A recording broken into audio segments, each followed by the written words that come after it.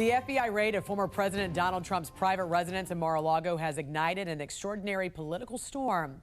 Joining us from the National Legal and Policy Center, Attorney Paul Kamenar. Thanks for joining us, Paul. We appreciate you joining us this morning. This was a historic move by the Justice Department, the first time in history that a former president's home has been searched by the FBI.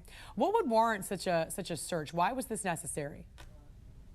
Thank you for having me. Yeah, this is totally outrageous to have this kind of a raid on the former president's home, and also someone who's now going to be probably running against Biden, whose Justice Department conducted the raid. There was no reason to do this. He and his attorneys were cooperating with the National Archives, who came down back in February, got 15 boxes of materials. They were down there in June.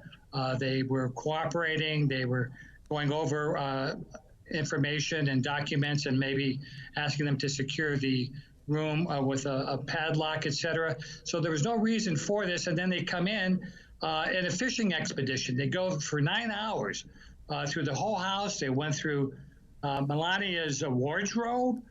They cracked Trump's safe.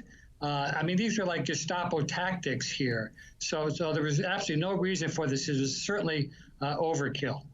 And, you know, we've seen these kinds of raids before where we don't hear anything about what was found in a search. The story just somehow disappears and it's forgotten. And sometimes we also see the feds didn't find what they were looking for, perhaps, but they find something else. What's the process here? Because the timing of this has his supporters believing the FBI search is part of a Democratic strategy right before the midterms and also to stop him from running for office again in 2024. What's your thoughts? Yeah, it certainly looks like this was politically motivated. And because it's a fishing expedition, they're allowed to take any documents they see, even if it's unrelated to the National Archives issue that's going on. And what's really troubling was that his attorneys were not allowed to accompany the FBI in their search to see what they were doing. We don't know if once they find something, if they do, whether that document was there or did they plan it after the fact to save face. But we won't know this until that affidavit is released. So hopefully the American people will see that soon, and we'll see whether the FBI had any information or the goods. So what's the protocol here? His attorneys were not allowed to. Is that typical in this kind of a situation? Can the FBI just come in and say, here's the affidavit, you basically just have to say okay and surrender? Well, they don't even have to give you the affidavit. They actually gave the search warrant, showed it to the Secret Service, but generally that looks like to be the case. So there should be some reforms here where the person should be able to see what the FBI is going after. And number two, I mean, you have police wear body cameras when they're arresting and searching apartments, et cetera. Why don't we have the FBI wear body cameras so we can see that there's no tampering with evidence? But it is highly irregular to go this far when they could have issued a subpoena and come down as they did earlier. This was certainly not justified. In Trump's statement about the FBI search, he compared his situation to that of his former Democratic rival Hillary Clinton, writing Hillary Clinton was allowed to delete 33,000 emails after they were subpoenaed by Congress. Absolutely nothing has happened to hold her accountable. Former Secretary of State Mike Pompeo said even with Benghazi, they did not raid Hillary Clinton's home. Now, the Biden administration says they found out about this when the American people found out about it. And we always know, and we always say that there is a separation of powers with the FBI, the DOJ, and the executive branch. They're supposed to be independent. This is something you're very familiar with since you taught on the separation of powers at Georgetown Law. How independent is it, and what do you make of what he said in regards to Hillary Clinton? Well, yes, it's clearly a dual system of justice here, because Hillary Clinton got off scot-free with deleting her 33,000 emails.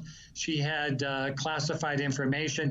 Nothing happened to her. And then you had General Petraeus, who was Obama's CIA director, and they found information where he had diaries and information of CIA agents, CIA codes that he gave to his lover to do a biography on him.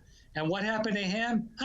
Slap on the wrist, misdemeanor, no big deal. So even if they do find something here, and I don't think they will, we have to have equal justice here.